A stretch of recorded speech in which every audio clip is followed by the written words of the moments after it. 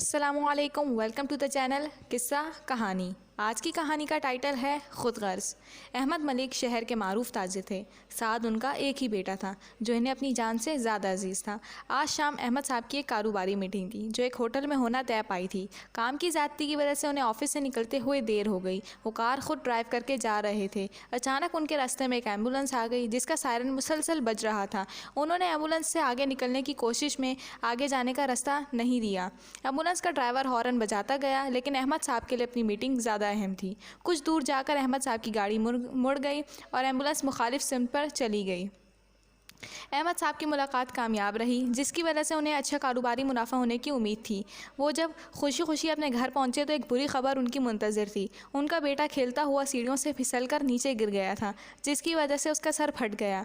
इसलिए उसे अस्पताल मुंतकिल कर दिया गया। अस्पताल पहुंचकर उन्हें मालूम हुआ कि साद की हालत तशवीशनाक है। उनकी बीवी ने उन्हें बताया कि साद की चोट गहरी नहीं थी, लेकिन ड्राइवर ने बताया कि जब उसे एम्बुलेंस में लाया जा रहा था तो एक कार उनके रास्ते में हाइल हो गई और इसने एम्बुलेंस को आगे नहीं निकलने दिया, जिसकी वजह से अस्पताल पहुंचने में देर हो गई और ज़्यादा खून बह जाने की वजह से साद की हालत बिगड़ गई।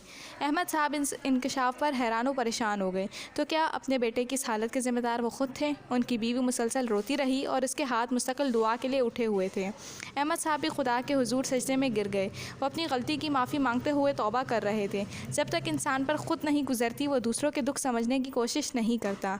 अगर अहमद साहब को इस बात का एहसास होता कि एम्बुलेंस में उनका कोई अपना भी हो सकता है तो वो इसके रास्ते में नहीं आते। अहमद साहब अपनी गलती पर सख्त पेशीमान थे। वो अपने बेटे की सेहतयाबी के लिए दुआएं मांग रहे थे। वो दिल की गहराइयों से अहद कर रहे थे कि वो कभी किसी एम्बुलेंस के रास्ते में नहीं आएंगे और दूसरों को भी इसकी तरगीब देंगे। थोड़ी देर बाद नर्स ने आकर साद की जान खतरे से बाहर होने की इत्तला दी। अहमद साहब ने खुदा का शुक्र अदा किया। उनका पुरसकून चेहरा देखकर ऐसा लग रहा था कि जैसे उन्हें यकीन आ गया है कि उनकी तौबा कबूल हो गई है।